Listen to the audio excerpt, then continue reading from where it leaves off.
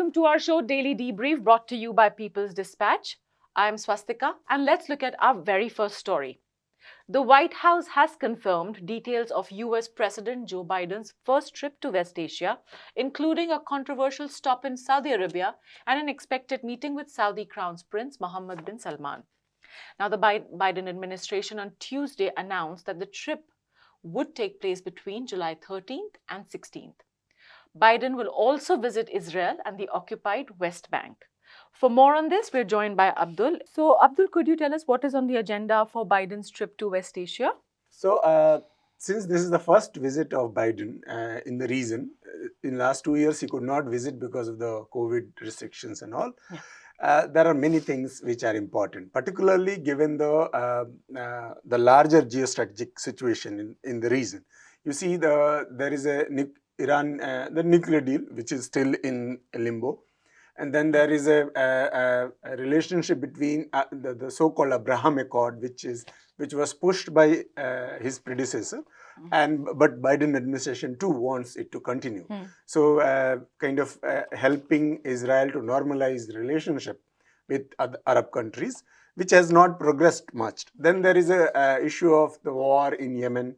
What would be the US role? Because there has been confusing signals from US in last 2 years since Biden came to power. So apart from that, there are also issues related to the region specific. Particularly, he's also visiting Israel and occupied Palestinian territory. So what would be US role in, because there are issues related to its aid to Palestinian Authority, aid to the UN Refugee Agency and all. So there are a lot of issues which are going to be on the agenda. Since this is the first trip and it is going to be Saudi Arabia, where he's going to kind of visit after he's visiting Israel, there are a lot of questions related to it, which can be, which has been the reason that the trip has been delayed in the last few weeks, for particularly Biden's stance during his presidential election, that he had been very critical to Saudi Arabia. But given though despite those complexities, because there is a historical relationship between Saudi Arabia and US, because the trip cannot be delayed further. That's what the image has been given, yeah. So let's get to why can't this trip be delayed further? What is the reason for this about turn that Biden is making after the killing of journalist Jamal Khashoggi? Yeah. In fact, the US, Saudi Arabia was called a pariah by the US administration. So what is the reason for this about turn? So the trip cannot be delayed primarily because US has some important you can say urgencies, and that is the price of oil and gas, which is going on primarily because US has imposed sanctions on Russia, and Russian oil, there is a partial ban on the import from Russia, and it has created a global rise in the prices. It has also affected the prices of other commodities in the US, which has, this inflation has become a major issue in the US politics at this moment, and there are midterm elections going to happen. So apart from it causing, the prices of oil causing a global inflation, which is affecting large number of US allies in Europe and in other parts of the world, it is also affecting Democratic Party's prospects in the domestic elections in the US. So Saudi Arabia is the only country which can kind of increase the production to a level which can, to some extent, ease of the pressure on the prices of the gas and oil. As US had tried earlier to kind of revive the nuclear deal with Iran so that Iranian oil can be used in international trade, which has not materialized. We know that the deal is by and large delayed for a longer period. Then it has tried to kind of normalize quote-unquote relations with Venezuela, which has also not materialized. So Saudi Arabia remains the only option. Here, that Biden's comments during his presidential election about Saudi Arabia, calling it pariah, talking about democracy, lack of democracy, calling it Salman's rule, criticizing Salman, MBS, hardly matters. Now, I think Biden has to eat his own words and has to kind of meet MBS. There is no other option because of the things we just discussed. Yeah. Thank you for those details, Abdul. Let's go to our next story. Now, the first asylum seeker deportation flight from the UK to Rwanda was cancelled on Tuesday after a ruling from the European Court of Human Rights, which decided there was a real risk of irreversible harm to the asylum seekers involved. The flight had been scheduled to leave on Tuesday evening, but lawyers for the asylum seekers launched a flurry of case-by-case appeals seeking to block the deportation of everyone on the government's list. Britain's government announced in April that it had agreed a deal to send asylum seekers to the East African country. In exchange for accepting them, Rwanda would receive millions of pounds in development aid. The deportees would be allowed to apply for asylum in Rwanda, not Britain. The government insisted the program was aimed at disrupting human trafficking networks and deterring migrants from making the dangerous sea journey across the Channel to England from France. However, this has been hugely criticized by rights activists. Let's go over to Prashant to know more about this. Prashant, a very eventful day yesterday. Could you tell us what happened? Right, so Swastika, I mean, it's been an issue that has been brewing for months. And as of Tuesday morning, 7 refugees were said to be deported from the United Kingdom to Rwanda. Now, the fact is there were a lot more refugees. Many of them filed successful legal actions, got their names taken off.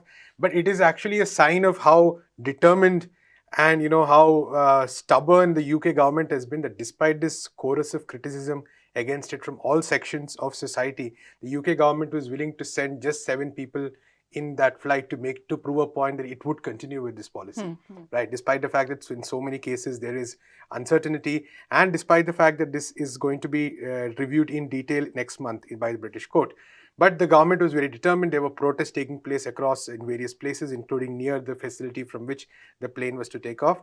The wild card, so to speak, was the intervention of the European Court of Human Rights. Now, the European Court of Human Rights specifically first heard the case of one man, an Iraqi man, I believe, who suffered from PTSD as well, and said that he should not be sent until this judicial review process I mentioned was completed. And then there was a flurry of legal processes. Many of the other cases, the same thing applied. And finally, the flight did not take off. Now, all this happened in the course of a few hours, because even yesterday afternoon, everyone was under the impression that the flight would actually take off, despite such stringent opposition from various sectors, the government being bullheaded. There is no other way of describing it. And even in the aftermath, the statements have been quite atrocious in some ways. The Home Secretary Preeti Patel specifically saying that we will make sure that these 7 people go in the next flight or the coming flights. And Boris Johnson, the Prime Minister, even saying that he will consider, hinting, didn't directly say it, but hinting that he would even consider pulling the UK out of the European Court of Human Rights because of this judgment. So they are so dedicated to this line of action that they're even willing to, change decades of precedents and decades and move out from an important institution like that. So that shows the extent to which this government, it's through from April onwards when it's announced this policy, it has behaved, in a very heartless manner. And there is, there's no way they can justify. They make all sorts of claims about how this is a good policy. But considering that the people in question are those who are almost without nothing, those who have suffered great degrees in order to actually get there, whose lives have been over the past many years have been full of torment. Considering that the way in which this government has been treating them has been extremely brutal, extremely inhumane, and this exactly mirrors what organizations across the spectrum have been saying, that this is a really this is a really unfortunate policy. A number of courts, so the European Court of Human Rights also pretty much taking that stand. And the important thing to note is that, like I said, this process is under review. In July there will be a final verdict. And so the government still refuses to even wait for that, because they just want to make the point that they are going to go ahead with this policy for both domestic compulsions probably as well. It's a very beleaguered government. So that's what happened yesterday. Very, very eventful day. Good thing that the flight did not go out, that there have been legal interventions, but a number of refugees still remain under threat of deportation. In fact, if you could tell us more about this policy and the fact that you mentioned there was widespread criticism, what kind of organizations and what kind of voices rose against it? Right. So the government's plan is to basically, they've struck an agreement with Rwanda. The plan is to basically send refugees who have come, according to them, illegally to Rwanda, where their claims will be processed by Rwanda. And if they're accepted, they will get support to settle begin life anew is what they're calling it in that country. And if they don't, then things are really difficult for them. They can get to appeal again. Then Rwanda might decide to send them back to their home country from which they escaped with a great deal of difficulty. Now, it's an important thing to remember here that the United Kingdom, as well as its allies, have a direct responsibility for this refugee crisis. Many of these refugees are people who come from war-torn situations, conflict, due to economic hardship caused by sanctions, for which these countries are directly responsible, the UK, the US, and European countries. And despite the fact they're treating these people as though, they are some kind of greedy people or whatever who have sort of come to the UK to steal from the UK's golden wealth, and that's really how they're treating them. And the ironic thing, of course, is that the government is claiming this is against people trafficking gangs and all that, but there is really no evidence of the fact that this will supposedly break these people trafficking gangs or whatever. On the other hand, there is a lot of experts, including the UN Refugee Agency. They have made it very clear that they do not support this policy, that this policy is legally in very murky waters, that for instance it could violate the notion of what is called refoulement, which basically means that if someone leaves the country as a refugee, it is not right to send them back to that same country because they could face persecution over there. So there are multiple issues with this agreement that the UK has made with Rwanda. The UN agency has consistently raised this. Human rights organizations have consistently raised this. In fact, this is one of those issues where from the royalty, Prince Charles is supposed to be unhappy, the Archbishop of Canterbury is unhappy, to the left. Throughout the political spectrum, there is a huge deal of opposition to it. This conservative government sort of trying to appeal to its own vote bank, it's almost basically promoting xenophobia in some ways, because by pointing out, trying to say that, oh, this is to save money, this is to protect these people, etc., etc. But actually what it is doing is appealing to its base at a time when its political situation is quite dire by doing these kind of policies. So what we're really seeing is that there's a widespread anger against it, widespread, if you see some of the protests, they've been taking place consistently for months now. And despite all this, the government has been completely unwilling to engage with any of these issues. They keep saying it's fine. There have been internal reports from the government which have expressed some amount of skepticism about it. There have been a host of external reports which have said that this is extremely dangerous. Rwanda, of all countries, also very dicey country, a close partner of the United States and the United Kingdom, but its own human rights record is extremely dubious. In fact, it is playing a vital role right now in fomenting a massive amount of chaos in the Democratic Republic of the Congo, which is its neighbor. So it does not have any great record either. So keeping all these things in mind, this is one of those policies which basically treats refugees as less than human in so many ways. And this is really a very unfortunate way in which this government is behaving. So we'll need to see what happens. Like I said, there's this thing in July, there's a hearing in July. It depends to be seen whether this policy will be approved or not. But we definitely do know that the government will continue to keep making these efforts to even send back a minuscule number of people just to make this point. Absolutely. In fact, Prashant, when it came to refugees in Ukraine, there was a different kind of an attitude that was taken. Very important thing, because there are refugees from Ukraine, everyone welcomed them with wide open arms, which is a good thing. There's absolutely no doubts about that. But when it comes to refugees from Asia and Africa, there are these horrible double standards in which they are consistently treated as though they are some kind of outcasts, some kind of unwanted people. Although the fact is, like I said, they are refugees because, and this is a global thing. Yes. These are refugees because of the policies of the global north country. Absolutely. It's not that anybody would willingly want to leave their home, their culture, their neighborhood, their community, and go thousands of kilometers away with no real promise of anything, just on a whim. Right? People are forced to do that, and that's something, and that's only going to worsen in the coming years. So this is a very important question globally as well. Well, thank you for those details, Prashant. Our third story is from the biggest football event of the year. In fact, what could be one of the biggest sporting events of the year, the World Cup in Qatar in 2022. And the latest news is we know that 32 countries which will be playing in this tournament, as all the qualifiers are complete. The World Cup will be held in November and December. It is the last World Cup with 32 contestants, as the 2026 tournament will have 48 teams playing. Let's go over to Siddhant to know more about this.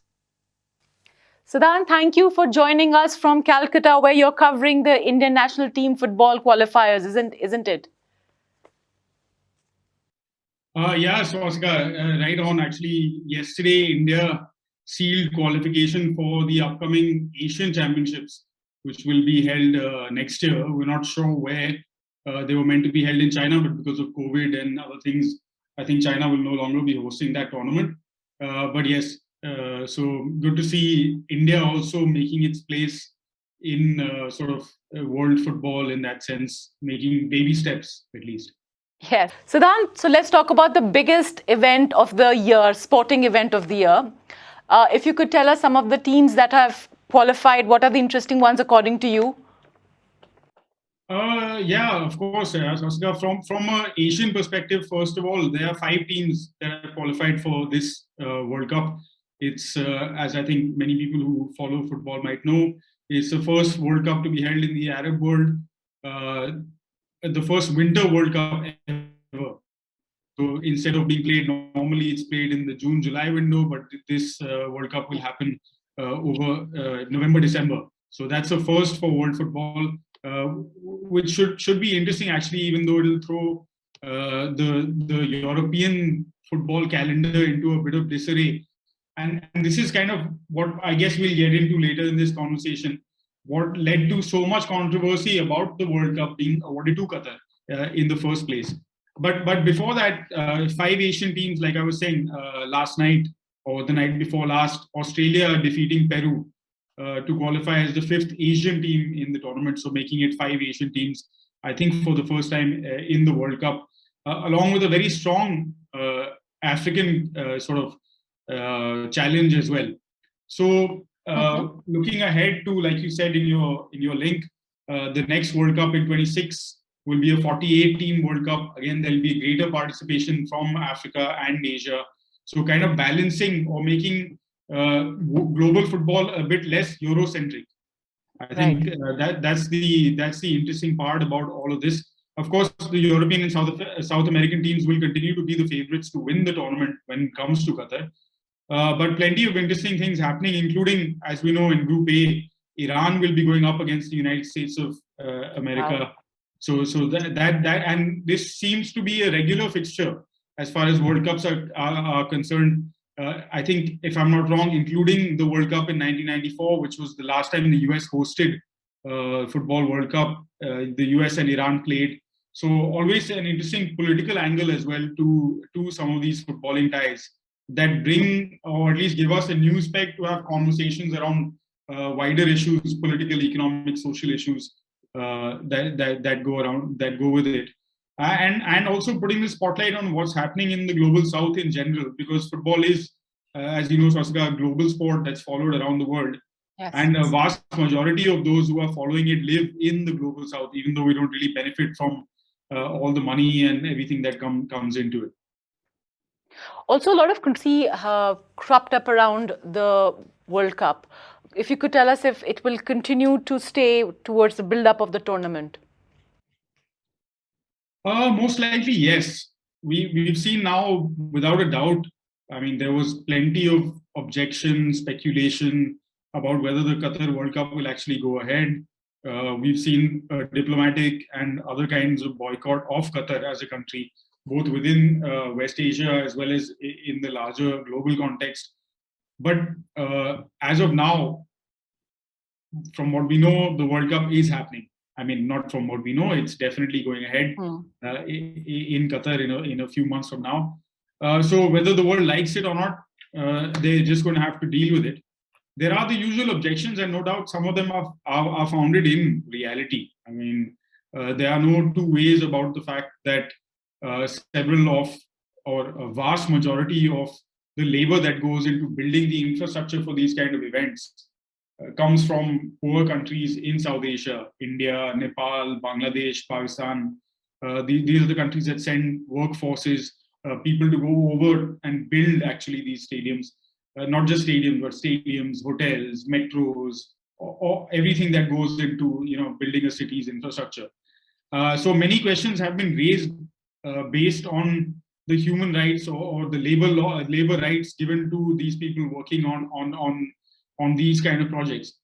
Okay. What I guess the Western world has ignored is that there is a structure that has been in place far before Qatar was ever given the rights to host the World Cup. So in that hierarchy of labor, white Europeans are at the very top of expatriates. They are considered expatriates. everyone else is either migrant labor or some other terminology is used, right? And even in terms of salaries and other things that accrue to these people, the ladder is very clear. And those of us who are from, parts of South Asia and other parts are at the bottom of that ladder. So human rights, yes, but it needs to be considered in a wider context of maybe equality and justice, right? Where it's not just a question of looking at work conditions for a certain set during a certain event. If those are considerations that are widely considered, then they must be considered at all times. And if pressures are to be levied on these governments to provide better conditions, then they must also be considered when they are building military bases, for example, for the United States, or when they are building other kinds of naval bases or other critical infrastructure as well. Right. So at times, what we find in the context of sport is that well-meaning, well-intentioned questions are raised, but it becomes a very sort of targeted questioning, which doesn't necessarily exist when the same tournaments or the same kind of violations happen in the Western world, which also happens on a fairly frequent basis. So yeah, it's likely that controversies will continue, and the narrative that is being kind of peddled or portrayed by one section is that this entire awarding of not just this World Cup, but also the previous World Cup that was hosted in Russia was all corrupt and illegal, etc., simply because in the running for the 2022 World Cup was the United States of America. And the previous president of FIFA, Sepp Blatter, who is now undergoing trial in Switzerland for on charges of corruption, was a big proponent of awarding this World Cup to the US. But instead, by what is the established system, which is a voting system, where every country gets a vote in FIFA, and then they vote for who hosts the next tournament, it went to Qatar. So they questioned all of that. They conducted great investigations. The US Department of Justice got into it. Some people were convicted. Some people were banned by FIFA, etc., etc. And now there's a new political leadership in place at FIFA, one that is very much on the side of Asia. And so controversies will continue. But I think as far as the present moment is concerned, the football firmament or the football establishment is very much on the side of Qatar, and yeah, we're going to see a World Cup in November, irrespective of what happens. Yes. Well, I know we'll be coming back to you once the matches begin, once the tournament begins. Thank you for joining us with those details, Siddhant. With this, we come to the end of this episode. If you like what you have seen, hit the subscribe button, follow us on Instagram and Twitter, and do come back tomorrow for more news updates.